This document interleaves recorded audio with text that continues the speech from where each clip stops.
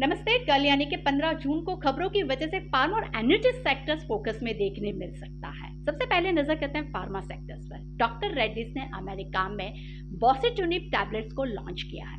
यह दवा chronic leukaemia के इलाज के लिए इस्तेमाल होता है। इस दवा की पिछले 12 महीनों में यूएस में करीब $250 मिलियन की बिक्री रही है। कंपनी के लिए यह पॉजिटिव खबर मानी जा रही है। और अविंदो फार्मा पर भी यहाँ पर नजर बनी रहेगी। कंपनी की सब्सिडरी यूगिया फार्मा के प्लांट पर यूएस एफडीए ने निरीक्षण किया था। निरीक्षण में 11 आपत्तियां सामने आई थी। अब एक रिपोर्ट यहाँ पे इश्यू हुआ है। रिपोर्ट में ओएआई कंपनी को यहाँ पे यानी कि उनके यूनिट को दिया गया है, यानी कि यहाँ पे रेगुलेटरी एक्शन की भी यहाँ पे संभावना बनी हुई है। आगे नजर करते हैं इप्कार लैब्स पर। इप्कार लैब्स ने भामी रिसर्च लैब के साथ ग्लोबल लाइसेंसिंग एग्रीमेंट किया है। दोनों कंपनियां मिलकर मोनोक्लोनल एंटीबॉडी थेरेपी को यहाँ पे डेवलप करेगी, यानी कि कैंसर के इलाज में इसका इस्तेमाल होता है।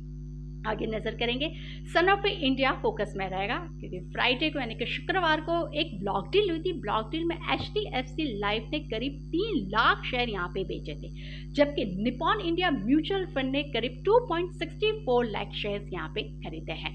आगे नजर करेंगे Krishna institute of medical science. Company के बोर्ड ने 77 लाख वारंट यहाँ पे जारी करने के लिए मंजूरी दी है। ये वारंट 779 प्रति शेयर के भाव पर यहाँ पे प्रमोटर्स को जारी किए जाएंगे। इससे कंपनी करीब 600 करोड़ रुपए यहाँ पर जुटाएगी। अब नजर बनेगी एनर्जी सेक्टर्स पर। सबसे पहले रडार में है वो है पावर ग्रिड। पावर ग्रिड को आंध्र प्रदेश के एक इंटर स्टेट ट्रांसमिशन प्रोजेक्ट के लिए टैरिफ बेस्ड कॉम्पिटिटिव बिडिंग प्रक्रिया में सफल बोलीदाता चुना गया है। यह कंपनी के लिए पॉजिटिव डेवलपमेंट देखने मिल रही है। एनएलसी इंडिया पर भी नजर बनी है। मिनिस्ट्री ऑफ माइंस और भारत सरकार द्वारा कराए गए क्रिटिकल और स्ट्रेटेजिक मिनरल ब्लॉक ऑक्शन के लिए एनएलसी इंडिया को तेलंगाना के एक ब्लॉक के लिए प्रेफर्ड बिडर चुना गया है।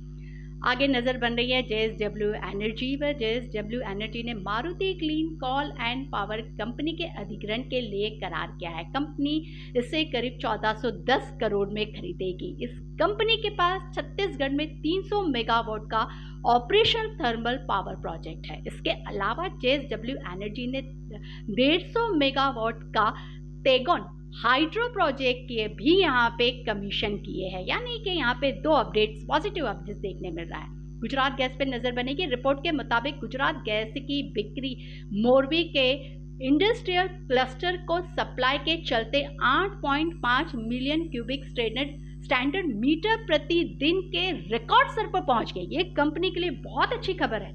मोरबी के सिरामिक इंडस्ट्री पे भी यहाँ पर एक पॉजिटिव एक्शन देखने मिल सकता है। नेस्ले इंडिया पर नजर करेंगे।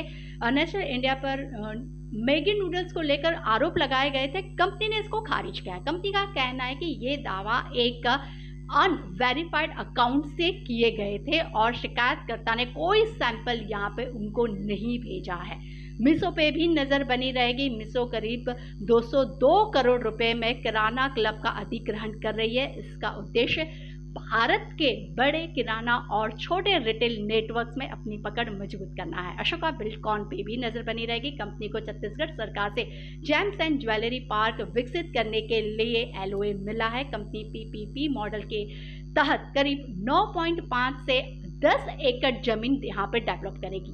एसईपीसी को सेल से करीब यहाँ पे 673 करोड़ का यहाँ पे लेटर ऑफ अवार्ड मिला है। वेदांता पे भी नजर बनी रहेगी। वेदांता के रिसोर्सेज की रेटिंग को फीच ने यहाँ पे अपग्रेड किया है। रेटिंग बीबी माइनस से बढ़ाकर यहाँ पे बीबी किया गया है। इसके अलावा कल वेदांता की 4 अलग अलग कंपनियों का लिस्टिंग है, जिसमें Vedanta oil and gas, Vedanta power, Vedanta aluminium और वेदांता आयरन एंड स्टील। यानी वेदांता का काउंटर काफी फोकस में देखने मिल सकता है। यानी कल कुल मिलाकर फार्मा, पावर, मेटल, इंफ्रास्ट्रक्चर के शेयर्स पर नजर बनी रहेगी।